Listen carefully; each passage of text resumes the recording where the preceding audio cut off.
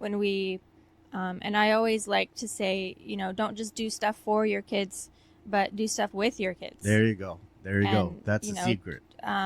To not just, we love our kids, but it's easy to just kind of, just let me do it, And so just having actual time with them and experiences with them every chance you get, that helps so much. I believe that.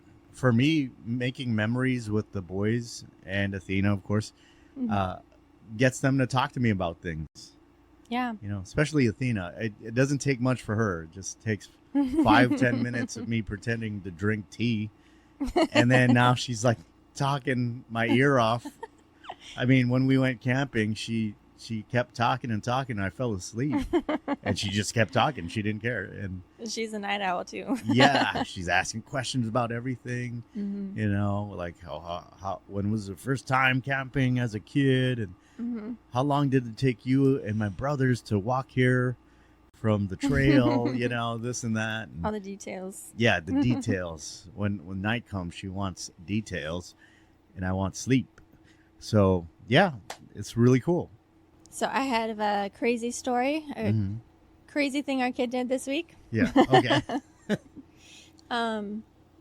This one's short, but I just thought it was so funny, and I thought it might relate to our conversation. And this was about our 2-year-old, and he, I think it was in the morning. He's changed his sleep habits a lot. And so now he likes to do everything himself, everything independently. So it used to be I used to hold him, I would carry him to the bed, and I would sing him his song, and I would lay him down. None of that. He has to do it himself. He has to press the little white noise thing himself. He has to turn it on. He has to get in himself. And so now he wakes up by himself, which is nice. So the funny thing was that he gets up one morning, and I'm still in bed. But he just gets up himself, and I was kind of just watching him to see what he would do. And he got up, and he's like stumbling around because he just woke up, and it's so cute. And he opened our door because he sleeps in our pack and play in our room. And he opens the door to our room, and he trips on something, and he falls, and he's like, "Oh, are you okay?" He says it to himself. And he gets up, and then he walks over to me, and he's like, he tells me that he fell, like, "Mommy, I fell." And I said, "Are you okay, Atlas?" He says, "Yeah." And then he walks out, and he's cool. That's awesome. That's awesome. Okay? Man, what a tough kid. But I love how we can just tell these stories, so honestly. And it's just hilarious being a parent. I love it. Well, I love 2-year-olds because they don't care. It's like they'll tell you what they need. Yeah. Yeah. And it's so easy. And I wish I was more like that. And like, where in life did we lose that skill just to be like, hey, I fell. Ask me if I'm okay. Yeah, for sure. And they're just so demanding, but there's something so pure about that. Like just telling people what they need. Yeah. And I'm okay with that. Yeah. And listening, I think, to that, and it worked for all the kids, like really listening is communication. Yeah. In fact, I think parents need to listen a little bit more and then digest the information and then, speak it back to the kids. It's kind of like, when we do marriage counseling, we do that speaker and listener situation. So if you guys don't know what that is, one of our mentors taught us to use a DVD player and a TV monitor thing. So, back in the day, you had a DVD player, you put the disc in, and it plays the movie through the monitor or the screen. So the DVD player is actually, its job is to give the monitor correct information. Right. And then the monitor, the TV, is supposed to relay that information as accurately as possible. And so with the kids, the screen should be depicting what is on the disc.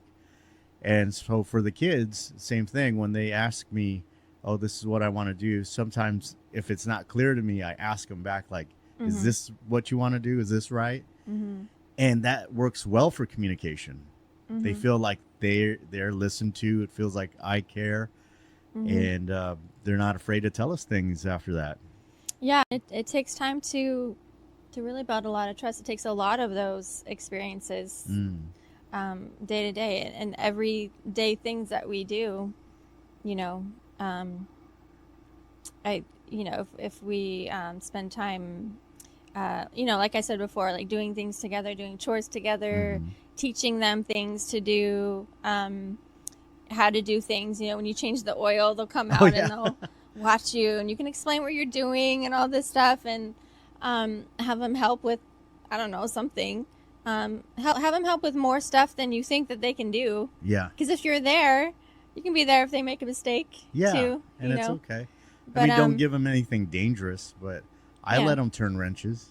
Yeah, and I let them cut stuff in the kitchen if I'm there, and Mm-hmm. sometimes I'm like, I haven't taught your 2-year-old brother how to cut yet, but I've taught you how to cut, and I'll remind them. You show them how to do it, and then you do it together, Uh-huh. and then you watch them do it, and Mm-hmm. then it's the whole process of just it's just always that back and forth and listening and just um and being that.